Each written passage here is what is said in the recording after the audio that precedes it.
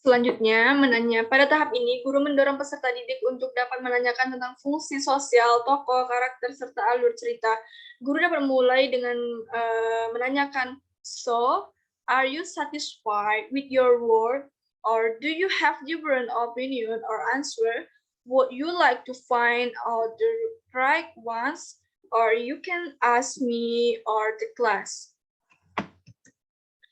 Guru mendorong peserta didik untuk bertanya dan menanyakan tentang legenda, lalu mengumpulkan informasi. Pada kegiatan ini, guru memberikan kesempatan peserta didik untuk berlatih, menggali lebih dalam tentang isi dari legenda dengan bertanya jawab dan mendiskusikan. Guru dapat menanyakan seperti, now each group has a story.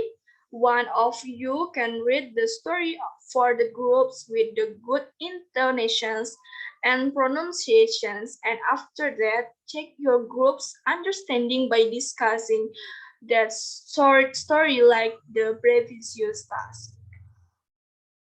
Dan peserta didik dapat diberi kesempatan berkelompok untuk mencoba kemampuan mereka dalam memahami alur cerita dengan menyusun kalimat atau paragraf pendek.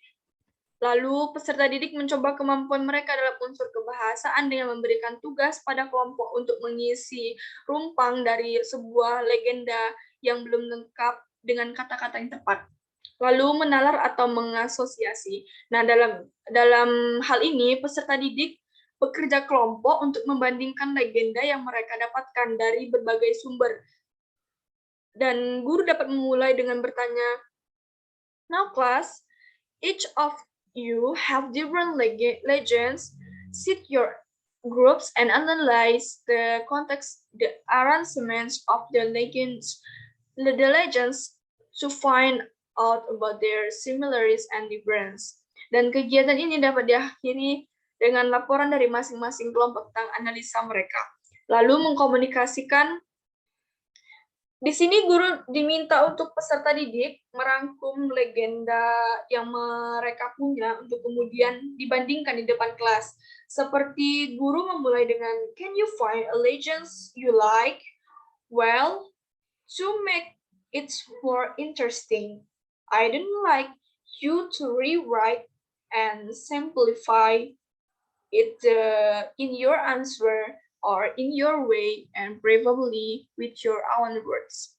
Dan peserta didik diminta untuk melakukan storytelling di depan kelas untuk dapat dinikmati oleh seluruh kelas dan memperagakan rangkuman legenda yang ditulis dalam tulisan tangan tersebut, lalu dibandingkan untuk menumbuhkan kebanggaan atau kemampuan mereka. Lalu peserta didik diminta untuk kompilasi atau clipping tentang legenda lokal maupun legenda asing yang mereka sukai untuk menumbuhkan kecintaan mereka akan budaya sendiri dan menghargai budaya asing. You can say, please make an interesting complications of any legends you can find. Dan guru mengakhiri dengan meminta peserta didik membuat jurnal pembelajaran dengan menuliskan permasalahan mereka selama belajar.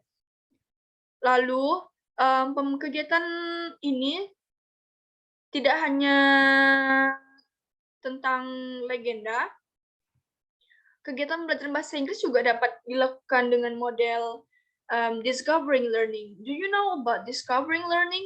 Yes. Discovering learning itu adalah langkah pembelajaran menciptakan stimulus atau rangsangan. Kegiatan penciptaan stimulus ini dilakukan pada peserta didik untuk melakukan aktivitas mengamati fakta atau fenomena dengan cara melihat, mendengar, membaca, dan menyimak. Contohnya, to create and edit descriptions of people, we need to know social function, structure, and language feature of the text. Mereka memberikan kesempatan pada peserta didik untuk mengidentifikasi dan menganalisa permasalahan yang mereka hadapi, lalu mengumpulkan data. Nah, kegiatan pengumpulan data ini berlangsung pendidik juga memberikan kesempatan kepada peserta didik untuk mengumpulkan informasi sebanyak-banyaknya yang relevan dan membuktikan benar atau tidaknya hipotesis tersebut. Lalu mengolah data.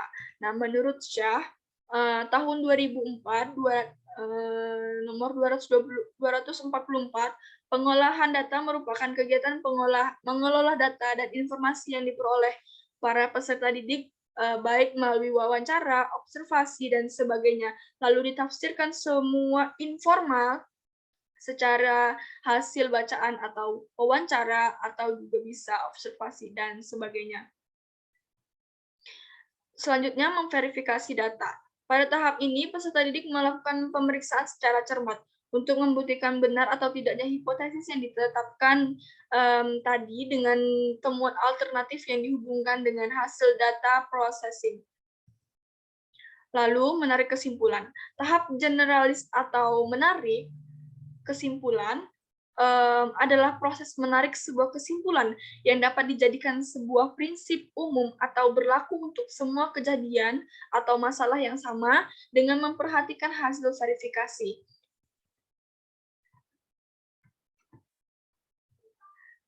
Yang dirumuskan pada prinsip-prinsip yang mendasar generalis. Setelah menarik kesimpulan, peserta didik harus memperhatikan proses dan generalisasi yang menekan pentingnya penguasaan pelajaran atas makna dan kaidah atau prinsip-prinsip yang luas untuk mendasari pengalaman seseorang, serta pentingnya proses pengaturan generalis dari pengalaman-pengalaman itu. Okay, guys, I think that's all. Lebih dan kurangnya saya mohon maaf. Wabillahi taufiq wal hidayah. Wassalamualaikum warahmatullahi wabarakatuh.